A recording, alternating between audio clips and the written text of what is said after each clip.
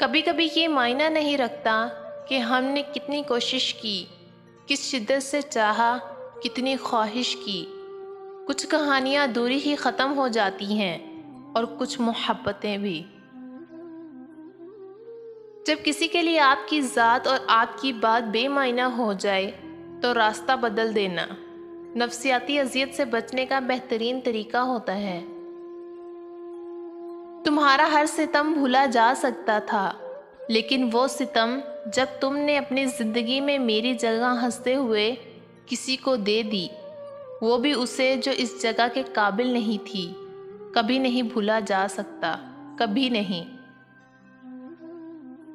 سال میں صرف 2 دن ہوتے ہیں کہ کچھ نہیں کیا جا سکتا، دونوں دنوں کو کل کہا جاتا ہے، لہٰذا آج کے دن ہی آپ کچھ کر سکتے ہیں۔ خود کو کسی کی ذات کا اتنا عادی نہیں کرنا چاہیے کہ جب ہمیں اس شخص کی ضرورت ہو تو وہ میسر ہی نہ ہو۔ رشتے اور تعلق نبھانا ایک فن ہے جس کے لیے دولت کی نہیں، محض احساس کی ضرورت ہوتی ہے۔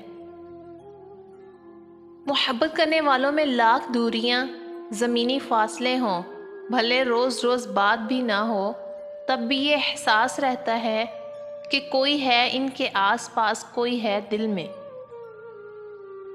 زندگی ایک آئینہ ہے، اسے بیزار ہو کر دیکھیں گے تو بیزار ہوتے جائیں گے، مسکراتے ہوئے دیکھیں گے تو مسکراتے چلے جائیں گے۔